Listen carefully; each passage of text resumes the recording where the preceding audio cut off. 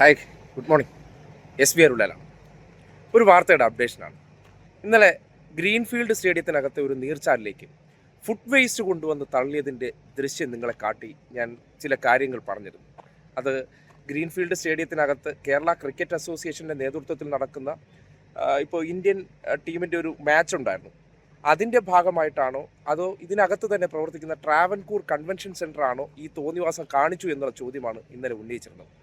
ആ വാർത്ത കൊടുത്തതിന് ശേഷം ട്രാവൻകൂർ കൺവെൻഷൻ സെൻറ്ററിൻ്റെ മാനേജറായിട്ടുള്ള നവീൻ ഇന്നലെ വിളിച്ചിരുന്നു. നവീൻ വിളിച്ചിട്ട് ഇത് ഞങ്ങൾ ചെയ്യുന്നതല്ല, എന്നെ അദ്ദേഹത്തിൻ്റെ ഈ പറയുന്ന ട്രാവൻകൂർ കൺവെൻഷൻ സെൻറ്ററിൻ്റെ കിച്ചണും അവരുടെ സോളിഡ് വേസ്റ്റ് മാനേജ്മെൻറ്റ് സിസ്റ്റം കാണാൻ വേണ്ടി വിളിച്ചു. അത് വന്ന് കണ്ടിട്ട് നിങ്ങൾ ഞങ്ങളെ അതിൽ ഇരുട്ടിൽ നിർത്തരുത് എന്നുള്ളൊരു അഭ്യർത്ഥന നടത്തി. അവരാണ് അതിൽ ഒരു വ്യക്തമായിട്ടുള്ള ഇൻഫർമേഷൻ തന്നത്. KCA ആണ് ഈ തെമ്മാടിത്തം കാണിച്ചു എന്ന് പറയുന്നത്, കേരള ക്രിക്കറ്റ് അസോസിയേഷൻ. ഒന്ന് ആലോചിക്കുന്നത്, ഗ്രീൻഫീൽഡ് സ്റ്റേഡിയത്തിൽ കേരള ക്രിക്കറ്റ് അസോസിയേഷൻ്റെ കീഴിലാണ്. അവിടെ മെയിൻ ക്യൂറേറ്ററായിട്ട് പ്രവർത്തിക്കുന്ന ബൈജു എന്ന വ്യക്തിയാണ് ചുമതലക്കാരൻ. KCAക്ക് വേണ്ടി ബൈജുവിൻ്റെ നേതൃത്വത്തിൽ നടത്തിയ വേസ്റ്റ് മാനേജ്മെൻറ്റ് സിസ്റ്റമാണ് നിങ്ങൾ ഇന്നലെ കണ്ടത്. അതായത് ഈ KCAയുടെ ഈ മാച്ച് നടക്കുന്നത്, അതായത് KCAയുടെ അണ്ടർടേക്കിങ്ങിലുള്ള സ്റ്റേഡിയമാണ്. അതിൻ്റെ മാച്ച് നടക്കുന്നതിൻ്റെ ഭാഗമായിട്ടാണ് അവിടെ വരുന്നവർക്കെല്ലാം VIP ഉൾപ്പെടെയുള്ളവർക്ക്, ഗസ്റ്റുകൾക്ക് ഈ ഫുഡ് എത്തിച്ചു കൊടുക്കുന്ന പ്ലാസ്റ്റിക് പാത്രം നിങ്ങൾ കണ്ടു കാണുമല്ലോ. ആ പ്ലാസ്റ്റിക് പാത്രം ഒപ്പം തന്നെ അതൊരു കറുത്ത കവറിൽ കളക്ട് ചെയ്തതിന് ശേഷം ഈ വേസ്റ്റ് മാനേജ്മെൻറ്റിൻ്റെ കാശുണ്ടല്ലോ, അതിന് KCAയിൽ എന്തായാലും പണം കാണുമല്ലോ. ആ പണം അത് ഉപയോഗപ്പെടുത്തിയതിന് ശേഷം ആ പണം അത് കൃത്യമായിട്ട് ഉപയോഗപ്പെടുത്തി അത് എങ്ങനെ ലാഭിക്കാമെന്ന് ആലോചിച്ചതിന് ശേഷം ആയിരിക്കുമല്ലോ 4-5 ബംഗാളികളെയൊക്കെ വിളിക്കുക, അവർക്ക് എന്തെങ്കിലും നക്കാപ്പിച്ച കൊടുക്കുക. താഴെ ഒരു തണ്ണീർത്തടമുണ്ട്, അവിടെ അധികം ആൾപ്പാർപ്പില്ലാത്ത ഏരിയയാണ്, അതുകൊണ്ട് ആരും ശ്രദ്ധിക്കാൻ പോകുന്നില്ല, അവിടെ കൊണ്ടൊക്കെ തള്ളിയനെ. അങ്ങനെയാണ് ഈ ടൺ കണക്കിന് വേസ്റ്റ് കൊണ്ടുപോകുന്നത്. അത് ഫുഡ് വേസ്റ്റാണ്. പരിസരത്ത് എന്തെല്ലാം സ്മെല്ലുണ്ടാകുന്ന പറയും. അതായത് നമ്മുടെ നാട്ടിൽ ഈ ജലജന്യ രോഗങ്ങൾ പടർന്നു പിടിക്കുന്ന ഒരു സന്ദർഭം കൂടിയാണ്. ഈ ഇപ്പോൾ അറിയാലോ, പനിയൊക്കെ പടർന്നു പിടിക്കുന്ന സന്ദർഭങ്ങളിൽ ജലാശയങ്ങളിൽ എങ്ങനെയാണ് മലിനമാക്കി അവിടെ ഈ പറയുന്ന ഗുരുതരമായിട്ടുള്ള ഈ പകർച്ചവ്യാധികൾക്ക് കാരണമാകുന്ന രോഗാണുക്കളെ സൃഷ്ടിക്കുന്നു നിങ്ങൾ കാണുകയാണ്.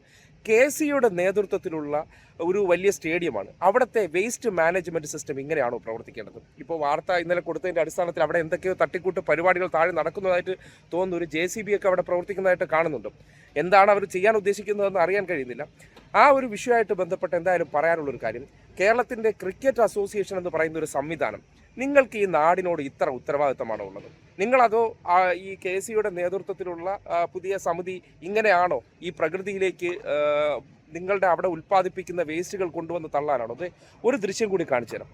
അത് ഒരെണ്ണം മാത്രമല്ല, പ്രകൃതി രമണീയമായ ഇടങ്ങളിലേക്ക് പ്ലാസ്റ്റിക് ബോട്ടിലുകൾ സർക്കാരിൻ്റെ നേതൃത്വത്തിൽ നോക്ക്.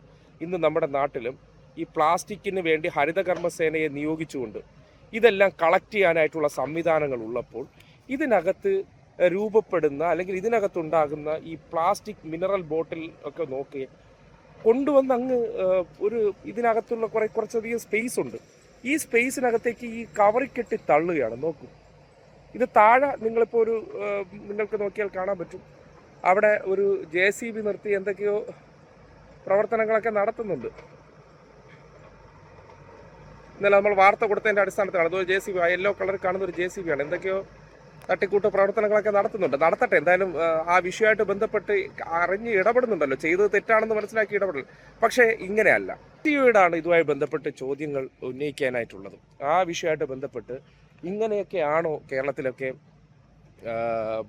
വേസ്റ്റ് മാനേജ്മെൻറ്റ് സിസ്റ്റം ഒക്കെ ചെയ്യുന്നത്? നിങ്ങൾ ഒരു പ്രൊഫഷണൽ ഒരു BCCI പോലുള്ള ഒരു സ്ഥാപനത്തിൻ്റെ കോടിക്കണക്കിന് രൂപയുടെ ആസ്തിയുള്ള ഒരു സംവിധാനമാണ്.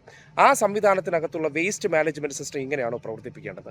ഉത്തരവാദിത്തപ്പെട്ടവരടുത്ത് ഇങ്ങനെ പ്രകൃതിയിലേക്ക് കെട്ടി വലിച്ചെറിയാനാണോ നിങ്ങൾ നിർദ്ദേശം കൊടുക്കേണ്ടത്? അതിനെ സംബന്ധിച്ചുള്ള ചോദ്യം നിങ്ങളടുത്ത് വളരെ കൃത്യമായി ചോദിക്കുകയാണ്. ഈ ഗ്രീൻഫീൽഡ് സ്റ്റേഡിയവുമായി ബന്ധപ്പെട്ടിട്ട് അവിടെ പ്രവർത്തിക്കുന്ന ഈ ചിലർ ഈ ചെയ്യുന്ന പ്രവർത്തനങ്ങളെ സംബന്ധിച്ചുള്ള കാര്യങ്ങൾ മനസ്സിലാക്കുമ്പോൾ അതുണ്ടാക്കുന്ന പ്രത്യാഘാതം പ്രകൃതിക്ക് എത്രമാത്രം ഉണ്ട് എന്നുള്ള മനസ്സിലാക്കാനുള്ള സാമാന്യ ബോധമെങ്കിലും ഉണ്ടാകണമെന്ന് മാത്രമാണ് ഈ വിഷയവുമായി ബന്ധപ്പെട്ട് നിങ്ങളോട് പറയാനുള്ളത്.